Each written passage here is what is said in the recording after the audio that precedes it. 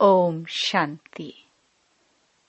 31 दिसंबर 2023 अव्यक्त बाप दादा के महावाक्य। ओरिजिनल डेट 13 नवंबर 1997। संगम युग के प्राप्तियों की प्रारब्ध का अनुभव करो। मास्टर दाता महासहयोगी बनो। आज भाग्य विधाता बाप अपने श्रेष्ठ भाग्यवान बच्चों को देख रहे हैं। हर एक बच्चे के भाग्य की रेखाएं देख देख भाग्य विधाता बाप भी हर्षित होते हैं, क्योंकि सारे कल्प में चक्कर लगाओ तो आप जैसा श्रेष्ठ भाग्य किसी धर्मात्मा, महान आत्मा, राज्य अधिकारी आत्मा किसी का भी इतना बड़ा भाग्य नहीं है जितना आप संगमयुगी श्रेष्ठ आत्माओं का है। मस्तक से अपने भाग्य की रेखाओं को देखते हो। बाप दादा हर एक बच्चों के मस्तक में चमकती हुई ज्योति की श्रेष्ठ रेखा देख रहे हैं। आप सभी भी अपनी रेखाएं देख रहे हो।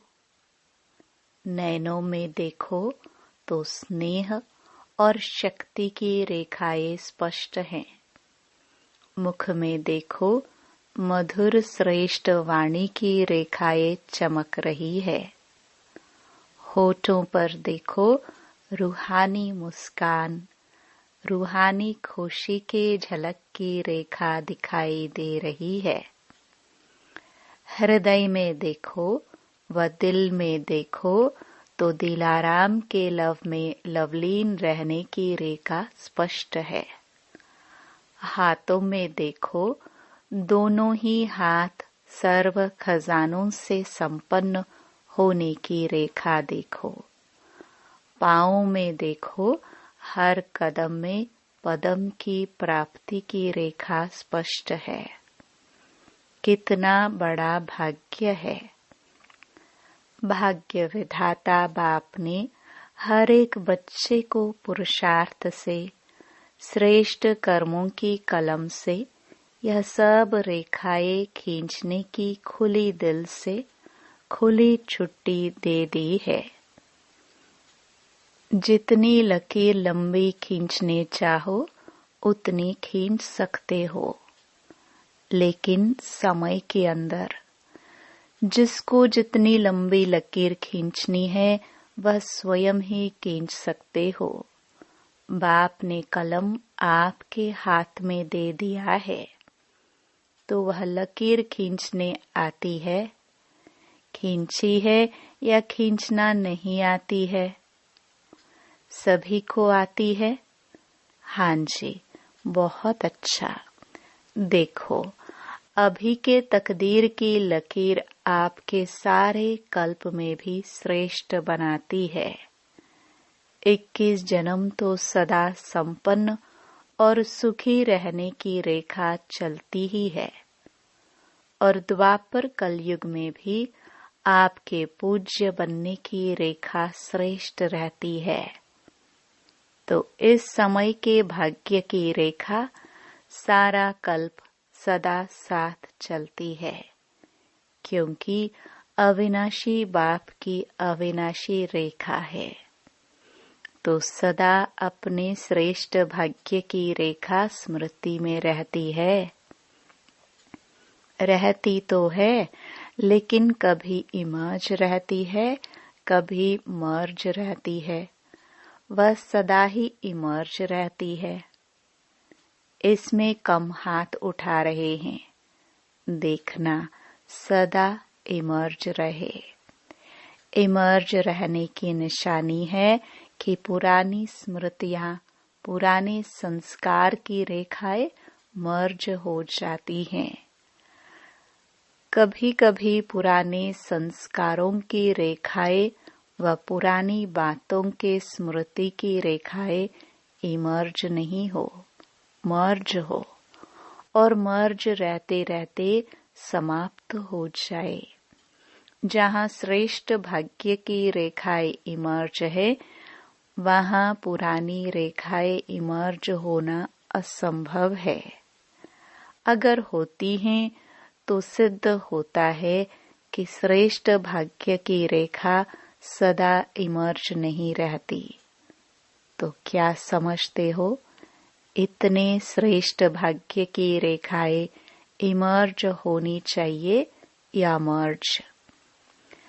बाप दादा वर्तमान समय सभी बच्चों को वर्तमान संगम युग की प्राप्तियों के प्रारब्ध रूप में देखने चाहते हैं। पुरुषार्थ बहुत समय किया, अभी पुरुषार्थ स्वतः चले, मेहनत वाला पुरुषार्थ नहीं। क्या अंत तक पुरुषार्थ की मेहनत करते रहेंगे? संगम युग के प्राप्तियों की प्रारब्ध का अनुभव अब नहीं करेंगे तो कब करेंगे? भविष्य की प्रारब्ध अलग चीज है। वह तो आपकी इस पुरुषार्थ के प्रारब्ध की परछाई है। वह तो आपके पीछे पीछे आपे ही आएगी। लेकिन विशेष बात है इस समय के प्रारब्ध प्राप्त करने की। ऐसे नहीं कोई पूछता है कैसे है, क्या हाल चाल है, तो अभी तक यही नहीं कहते रहो कि पुरुषार्थ चल रहा है।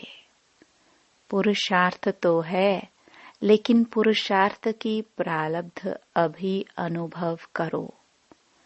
वह प्रारब्ध है सर्व शक्ति संपन्न, सर्व ज्ञान संपन्न, सर्व विघ्न विनाशक मूर्त।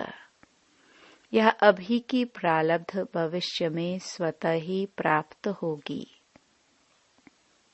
जैसे भविष्य में सिर्फ प्रारब्ध है, पुरुषार्थ समाप्त है, ऐसे अभी बाकी रहे हुए समय में प्रारब्ध स्वरूप का विशेष अनुभव करो। जब प्रारब्ध कहते हैं तो पुरुषार्थ की ही प्रारब्ध होती है। पुरुषार्थ किया है, उस पुरुषार्थ अनुसार ही प्रारब्ध का अनुभव कर सकते हैं। लेकिन बाप दादा बच्चों से क्या चाहते हैं? पूछते हैं ना, बाप दादा हमसे क्या चाहते हैं? तो बाप दादा यही चाहते हैं कि अब थोड़े समय के लिए पुरुषार्थ के प्रारब्ध स्वरूप बन जाओ। बन सकते हो कि पुरुषार्थ की मेहनत अच्छी लगती है, प्रारब्ध वाले बनेंगे। अभी पुरुषार्थ कर रहा हूँ, पुरुषार्थ हो जाएगा, करके दिखाएंगे, ये शब्द समाप्त हो। करके दिखाए क्या? दिखाओ। और कब दिखाएंगे? क्या विनाश के समय दिखाएंगे? इसकी बहुत सहज विधि है कि अब मास्टर दाता बनो। बाप से लिया है और लेते भी रहो, लेकिन आत्माओं से लेने की भावना नहीं रखो। यह कर ले तो ऐसा हो, यह बदले तो मैं बदलूं, यह लेने की भावना है। ऐसा हो तो ऐसा हो, ये लेने की भावनाएं हैं। ऐसा हो नहीं, ऐसा करके दिखाना है। हो जाए तो नहीं, लेकिन होना ही है और मुझे करना है। मुझे वाइब्रेशन देना है, मुझे रहमदिल बनना है, मुझे गुणों का सहयोग देना है, मुझे शक्तियों का सहयोग देना है। मास्टर दाता बनो। लेना है तो एक बाप से लो। अगर आत्माओं से भी मिलता है तो बाप का दिया हुआ ही मिलेगा।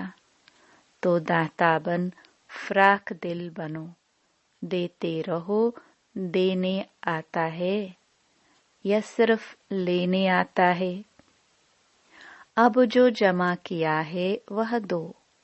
आपस में ब्राह्मण आत्माएं भी मास्टर दाता बनो। और दे तो मैं दूं नहीं, मुझे देना है।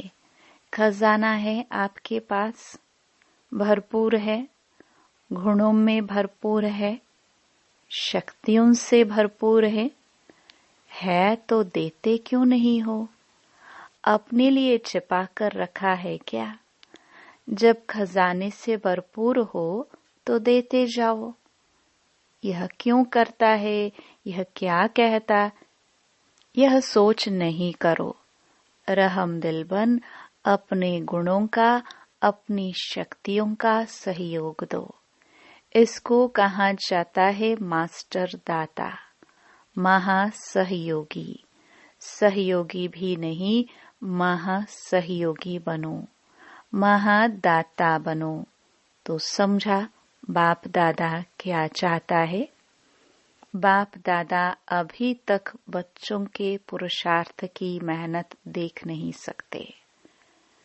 डायमंड जुबली समाप्त हुई और डायमंड अभी तक बेदाग बनने के पुरुषार्थ में लगे हुए हैं। डायमंड जुबली अर्थात हर ब्राह्मण आत्मा डायमंड चमकता रहे। आप सोचेंगे कि डायमंड जुबली हमारी तो थी नहीं, वह तो दादियों की हुई। आपकी हुई या दादियों की हुई? किसकी हुई? यज्ञ के स्थापना के कार्य की डायमंड जुबली। सिर्फ दादियों की नहीं, स्थापना के कार्य की डायमंड जुबली। तो आप सभी चाहे 2 साल के हो, चाहे 12 मास के हो, चाहे 50 के हो, लेकिन स्थापना के कार्य के निमित्त तो हो ना, या नहीं? निमित्त हो। ब्राह्मण मना ही ब्रह्मा बाप के साथ स्थापना के कार्य के निमित्त आत्मा। वही ब्रह्मा कुमार या ब्रह्मा कुमारी कहला सकते हैं। तो ब्रह्मा कुमार कुमारी सभी हो या पुरुषार्थी कुमार कुमारी हो? क्या हो? ब्रह्मा कुमार ब्रह्मा कुमारियां अर्थात जन्म लिया और ब्रह्मा बाप के साथी स्थापना के निमित्त आत्मा बने। तो ऐसे नहीं सोचना हम तो अभी नए हैं, हम तो अभी छोटे हैं, लेकिन समय के अनुसार जब समय समाप्ति के नजदीक है तो छोटों को, नयों को इतना ही तीव्र पुरुषार्थ करना ही है। अगर ब्राह्मण है तो, अगर क्षत्रिय हैं तो छुट्टी है, लेकिन ब्राह्मण है तो ब्राह्मण सो देवता कहा जाता है, क्षत्रिय सो देवता नहीं। तो ब्राह्मण आत्माओं को स्थापना के निमित्त बनना ही है ही निमित्त। इसलिए अभी मास्टर दाता बनो। दान नहीं करो लेकिन सहयोग दो। ब्राह्मण ब्राह्मण को दान नहीं कर सकता, सहयोग दे सकता है। तो क्या कहा? महादाता और महासहयोगी बनो। अभी 1 साल वाला भी है तो भी समय के अनुसार अभी बचपन की बातें समाप्त करो, क्योंकि सभी बच्चे वानप्रस्थ अवस्था के समीप हो। समय की गति प्रमाण, ड्रामा के नियम प्रमाण अभी सभी की वानप्रस्थ अवस्था समीप है। बाप दादा जानते हैं कि बच्चों का बाप से जिगरी स्नेह है। जिगरी स्नेह है ना, या ऊपर ऊपर का स्नेह है? दिल का स्नेह है, तब तो भाग कर आए हो ना। देखो बेहद के हॉल में बेहद के बाप के बच्चे बेहद के रूप में विराजमान हैं। यह हॉल अच्छा लगता है ना, या दूर लगता है?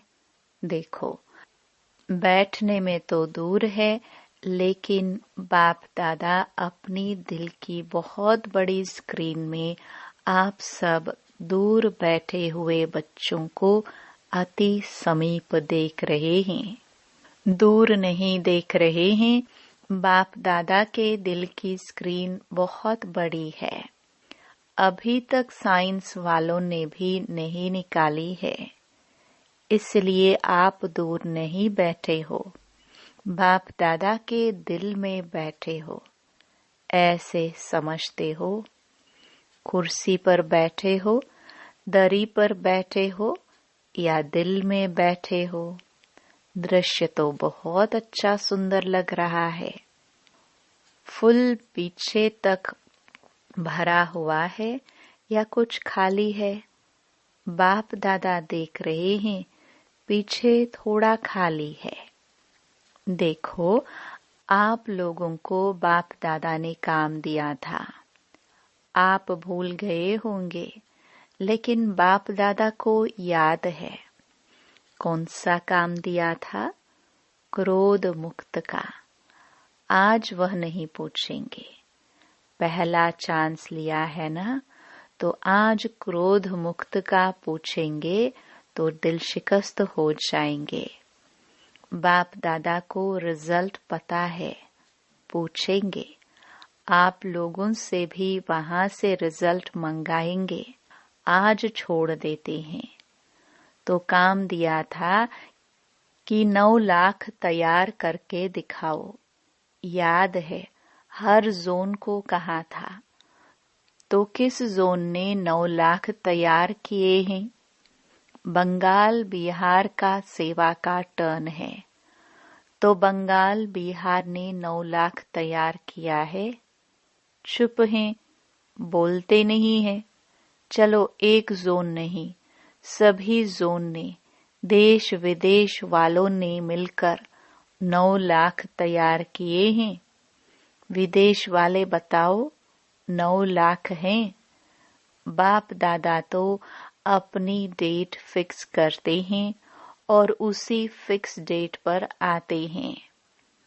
आप भी सब बातों की डेट फिक्स करते हो। यह हॉल कब तक बनेगा, फंक्शन कब होगा, यह डेट फिक्स करते हो ना? तो इसकी डेट कौन सी है? फिक्स है। विनाश के अंत में या पहले क्या होगा? क्या सोचा है? कौन सी डेट है?